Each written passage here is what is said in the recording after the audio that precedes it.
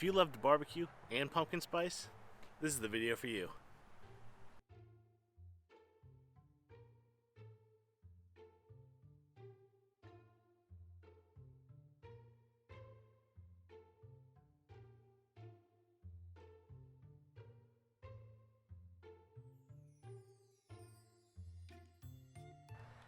Hey guys, I'm Steve from Cookout Coach, where we're all about trying to help you take your barbecue to the next level no matter what you need. Today we're going to be talking about is a Thanksgiving appetizer that's absolutely going to knock your guests' socks off. Let's just get straight to it. I love Thanksgiving. I love everything about it. I love the food. I love getting together with friends and family. And I love pumpkin pie. So the inspiration for this recipe came from how do I marry something that's not traditionally a huge barbecue thing with my smokers. What I came up with is something I think you're really going to like. It's a pumpkin pie burnt end. This recipe is incredible, super easy, and it's made out of sweet potatoes. So let's get into it. So let's start off like we normally do and go ahead and get our grill set up for this. We're going to be using our Char Griller Akorn. The Kamado is going to run through this just like a champ. We're going to light a good half chimney of charcoal. Once that's all hot, we'll get it in the grill, and today we're going to be using 2 chunks of applewood. We don't want heavy smoke on this, we just want some influence. We'll get our Char Griller Cookin Stone in place and let our acorn Cadillac right on up to about 325 where it's going to set all day with no problems. While the acorn is settling in, we'll get our sweet potatoes ready by go ahead and clean them and peel them. Now this part's optional, but just for ease of transfer, I like to run mine on cooling racks. And generally, one large cooling rack will fit on your acorn and fit about 4 to 5 sweet potatoes depending on the size of your sweet potatoes. Once we get our potatoes cleaned and peeled, we're going to go ahead and cut them into our burn-in chunks. Now you've got 2 choices here. Your first option is you can let them be a little bit out of shape and you'll save more potato. Your second option is if you really want them to be perfect square burn-ins, you'll have a little bit more waste, but you can cut those perfect cubes. Really, it's entirely up to you. It's going to taste the same either way.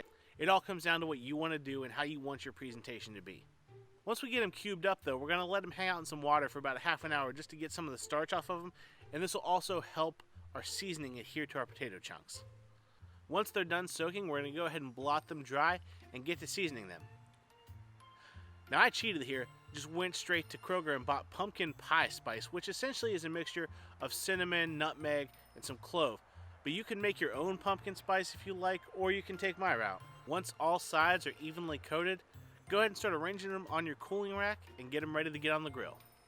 The last step before they go on the grill is I like to hit them with just a little bit of brown sugar, just something that I know will melt over these and help with the sweetness, because the key to this is all the ratio of seasoning to potato. And just like that, we go on our cooker at 325. That's really about all there is to this. It's going to take you about 2 hours, give or take the strength of your potatoes. What I did was about every half an hour, I'd come out and give the biggest chunk a squeeze.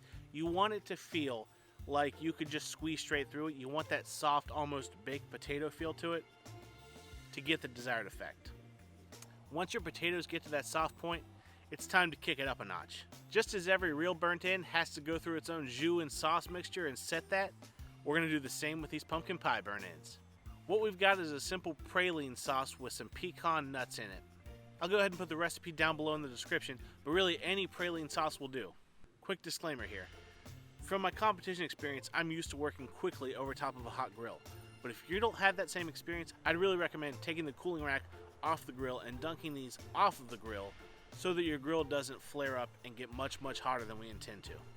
But once you get all of the burn ends dunked, just give it 3 or so minutes to set that on these pieces. And just like that, we are almost done. But any pumpkin pie aficionado knows we're missing one more thing. Break out the can of Reddi-wip and let it have it.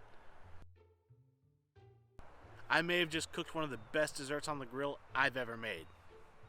I'm going to be honest, I was a little nervous if I could pull this off. I didn't know if the sweet potato would do the same things the pumpkin pie does, the ratios, the size of the chunk, which by the way, is about 1.5 inches by 1.5 inches and you're in the money. But this lived up to all the hype I had in my head. It had a little bit of smoky flavor, it had all the traditional pumpkin pie flavors, and the whipped cream at the end set it off with that praline sauce. I could eat an entire tray of these. I really want somebody out there to give this a shot and let me know how it works out for you. But hey, if you need another dessert for Thanksgiving on the grill, go ahead and meet me in this apple pie video, and I'll see you in a few.